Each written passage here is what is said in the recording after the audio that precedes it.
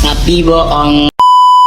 Aku hanya memikirkan satu peraturan penting. Kenapa kau lakukan hari ini kalau kau bisa melakukannya besok? Few moments later.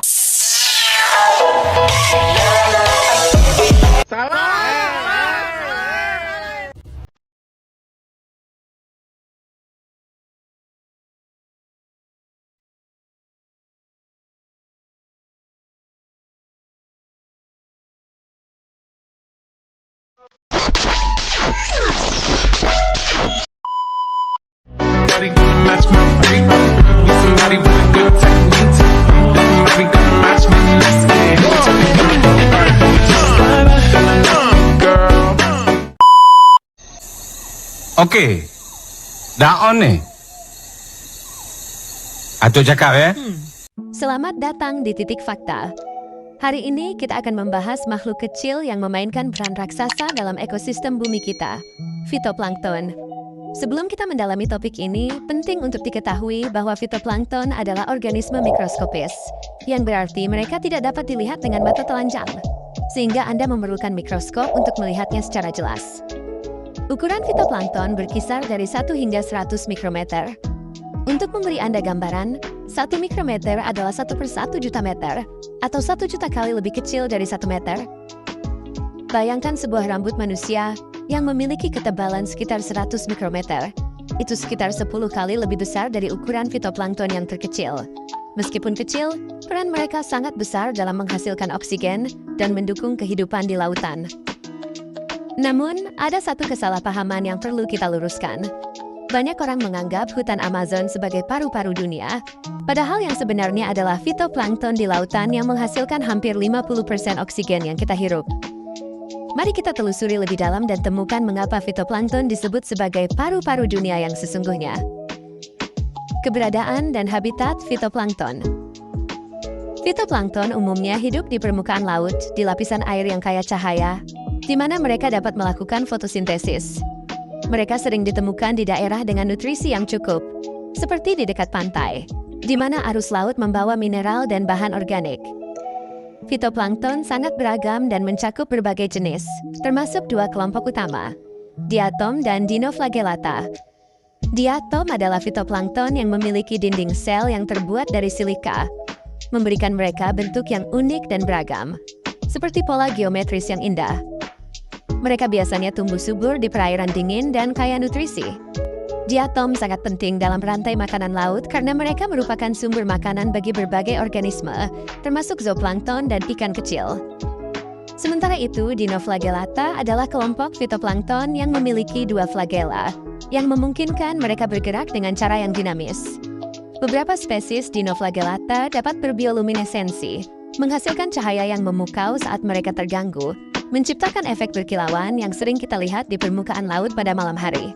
Ini adalah salah satu cara fitoplankton menunjukkan keberadaan mereka dan berkontribusi pada keindahan alam laut. Fenomena bioluminesensi ini sering terlihat saat Anda mengganggu air laut, menghasilkan cahaya biru atau hijau yang memukau yang menjadi salah satu daya tarik bagi para pengunjung pantai. Cara berkembang biak fitoplankton. Sebagian besar fitoplankton berkembang biak melalui pembelahan sel atau reproduksi aseksual. Proses ini membuat satu sel membelah menjadi 2 sel baru yang identik.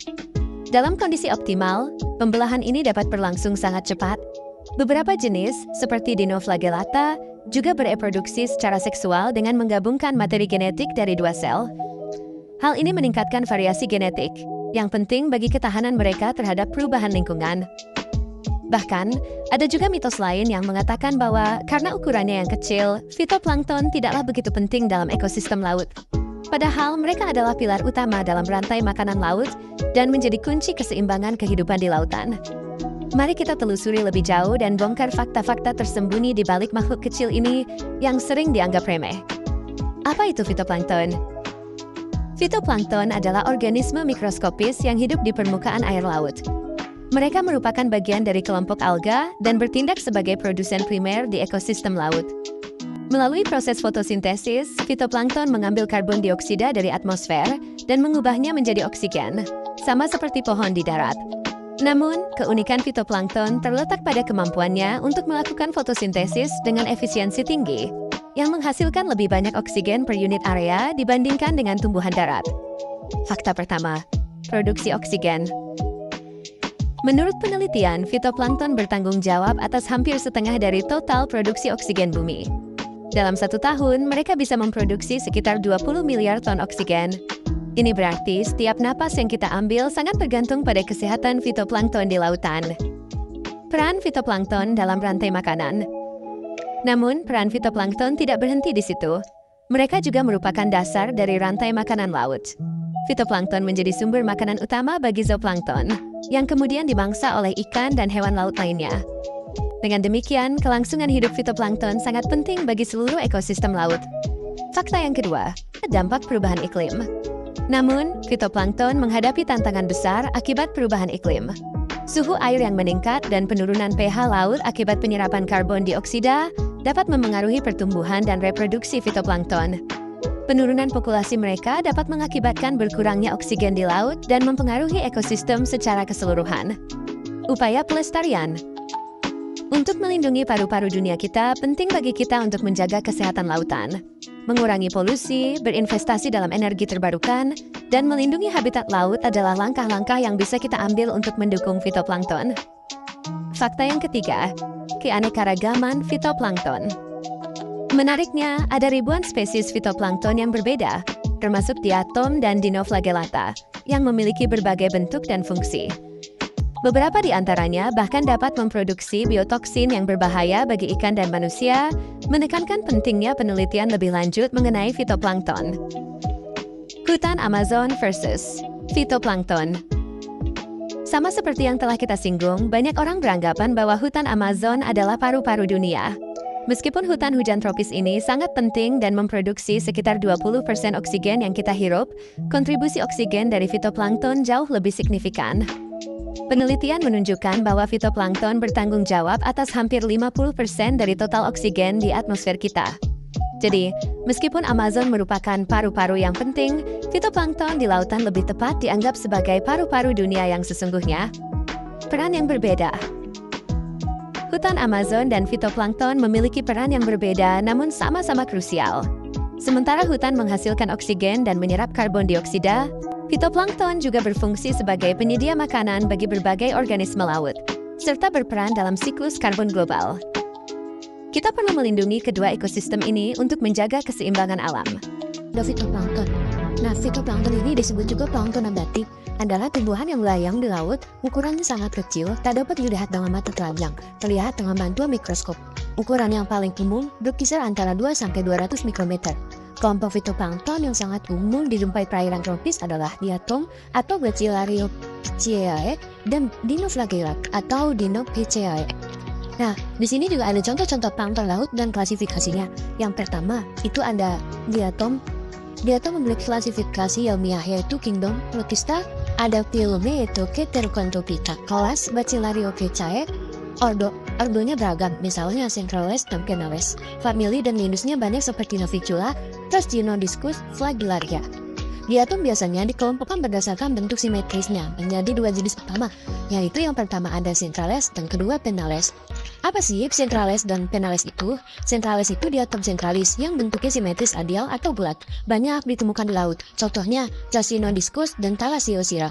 Yang kedua ada Penales. Penales itu diatom penalis yang bentuk simetris bilateral, memanjang seperti kapsul atau jarum. Lebih umumnya ditemukan di air tawar. Contohnya Navicula dan Flagellaria. Ciri-ciri dari diatom ini memiliki dinding sel keras dari silika atau disebut frustula yang seperti cangkang kacang. Frustula terdiri dari 2 bagian seperti kotak dan tutup atau epitheca dan hypotheca. Yang ketiga ada berfotosintesis menggunakan pigmen seperti klorofil A dan C serta fukosantin atau yang memberi warna coklat keemasan.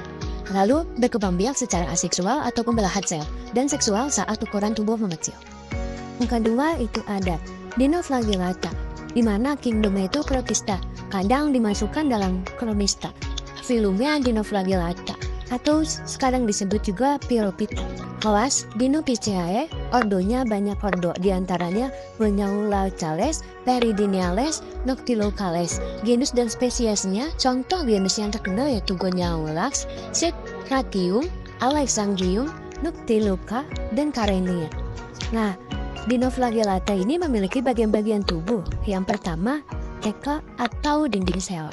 Dinding sel pelindung yang tersusun dari selulosa, berbentuk seperti pelat-pelat kecil yang kaku, menjadi armor atau pelindung tubuh. Ada dua jenis dinoflagellata, yaitu berteka atau armored dan tidak berteka atau naked. Yang kedua yaitu ada flagella atau dua buah, flagella transversal dan flagella longitudinal. Flagella transversal itu melingkar di sekitar alur tubuh atau disebut cibulum. Flagella longitudinal itu memanjang ke belakang dari alur vertikal atau disebut sulcus. Yang ketiga yaitu ada kloroplas. Kloroplas ini untuk fotosintesis atau pada jenis autotrof atau mixotrof. Lalu mengandung pigmen seperti klorofil A, C, dan peridinin atau warna coklat kemerahan. Yang keempat ada nukleus. Nukleus ini ukurannya besar dengan kromosom yang selalu padat, mengatur aktivitas sel dan menyimpan materi genetik. Yang kelima itu ada sitoplasma. Sitoplasma berisi organel seperti mitokondria, retikulum, endoplasma, dan ribosom. Karena mendapat koala kontraktil, yaitu yang mengatur tekanan osmotik dan membuang kelebihan air, terutama pada spesies air tawar. Yang terakhir itu ada mata sederhana atau stigma pada beberapa spesies untuk mendeteksi cahaya. Oke teman-teman, terima kasih sudah menonton videonya.